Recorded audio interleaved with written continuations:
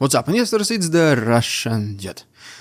So, what do you call a man who robs a jewelry store, gets shipped off to Ukraine as part of Wagner mercenary squad, then crosses an international border in the dead of the night begging for asylum?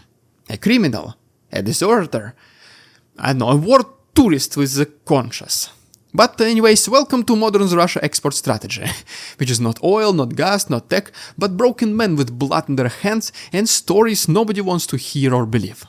Today's video is about Yevgeny, a former Wagner fighter, who went from state media's golden boy to fugitive refugee in Finland.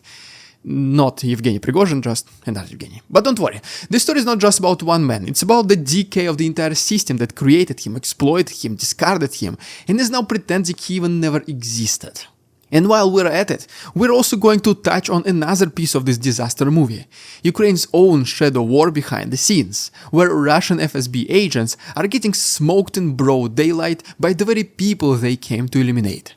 And of course, we are not skipping the cherry on top, Trump's another bizarre 50 days or else ultimatum to Putin, where threats of tariffs and missile deals are tossed around like Monopoly cards. Well, guys, let's get straight into it.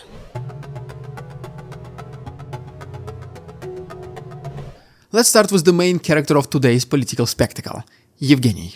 Once again, not Prigozhin. Once upon a time, this guy was behind bars for robbing a jewelry store in Omsk. 6-year sentence, locked away, you know the rest. But in Putin's Russia, criminals don't serve time, they serve the state. Instead of doing his time behind bars, Yevgeny was handed a gun and sent straight into the meat grinder of eastern Ukraine, courtesy of Wagner Group. You know, the very same group that not too many people talk about anymore, and the one that ran a paramilitary recruitment circus around prisons, trading forgiveness for corpses. But something funny and unusual happened on the way to his martyrdom. Yevgeny survived. Not only did he survive, he apparently developed a conscience. In 2024, he started calling out the Russian military on social media, accusing commanders of leaving their own men to die like stray dogs and lying to the grieving families. And you can already imagine what happened next.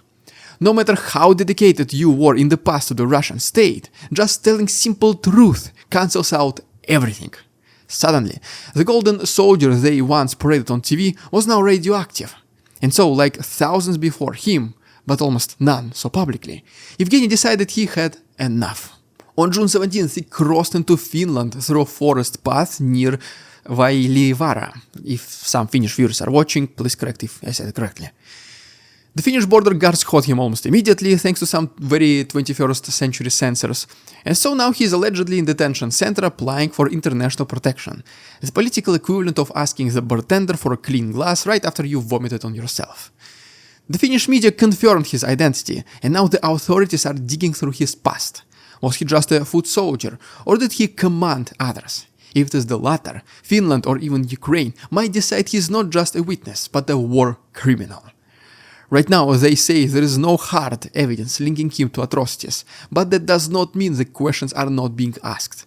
Who gave him the orders? Who did he kill? And how many like him are still walking free? There are videos of him online wearing Wagner uniform, that's a fact, but so far that not much of a combat activity type of footage. Surely he was not there just on a pleasure trip anyways, right?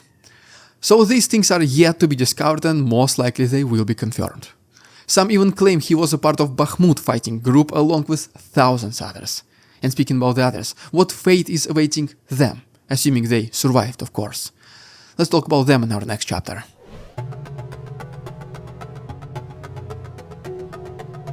Let's not pretend Yevgeny is some unicorn, he is not. He's a product mass manufactured by a state that's perfected the art of weaponizing despair. In 2022, Wagner opened up shop in Russian prisons like it was launching new franchise. The deal was simple. Fight in Ukraine for 6 months and then you walk. No background checks, no training, no remorse required, nothing. Simple yes or no kind of deal, except there was nothing simple about it. Let's be honest, for a lot of these men it was either take up AKs and take your chances or rot in jail. So they chose to kill.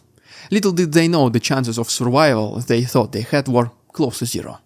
And so Russia pumped these guys into Bakhmut and other hotspots like it was unloading toxic waste. What's the result? A human blender that chewed up tens of thousands of these quote-unquote soldiers. The estimates, As many as 20,000 dead in Bakhmut alone. Many were criminals, many were addicts, many were just poor, stupid and desperate. But all of them were tools, disposable hammers for smashing Ukraine's defenses. And once they were used up, they were not given medals, they were not honored. Most were not even buried properly. Those who returned were often left with nothing but PTSD, unpaid promises, and a country that did not want to acknowledge them anymore at all, like they never existed. Yevgeny is just one of the, if you can call it like this, lucky ones. If you can call sleeping in a Finnish detention center, praying not to be deported, lucky. And even if he gets deported, just imagine what awaits him back home in Russia. He would probably wish he was left in Bakhmut.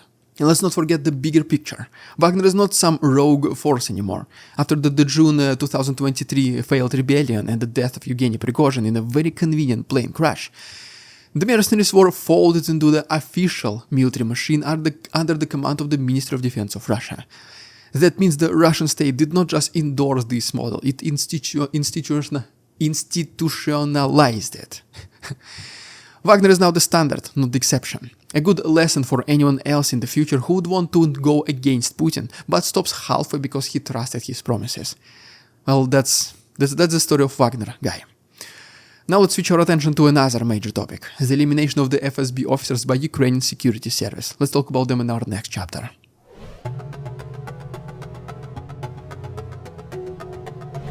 Now let's jump to Kyiv, where the Russian FSB tried to play spy games and got burned quite literally.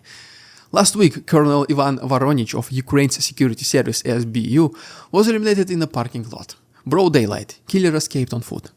That should have been the end of it, but Ukraine does not play defense anymore.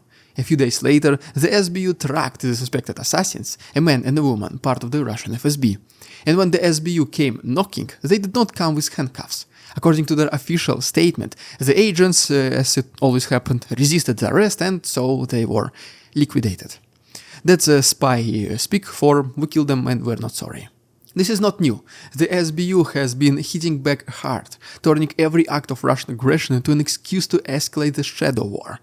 This is the same agency that pulled off deep strikes on Russian airfields, eliminations of inside Moscow, and sabotage operations hundreds of miles from the front lines. They are not just defending Ukraine, they are also dismantling the myth of the Russian invincibility, one body at a time, specifically the invincibility of Putin's favorite FSB, former KGB. What's interesting here is not just that Russia lost 2 more agents, it's that they were caught after the kill. That means Ukraine's counterintelligence is now actively infiltrating the infiltrators. The message to Russia: you can run, but if you leave a footprint, even as little as a whisper, we will find you. And when we do not expect a trial. Time for dialogue is now over. Now it's time for action. You thought they are the only ones bold enough to do such things in the middle of the busy city. Well, how about now you taste the taste of your own medicine?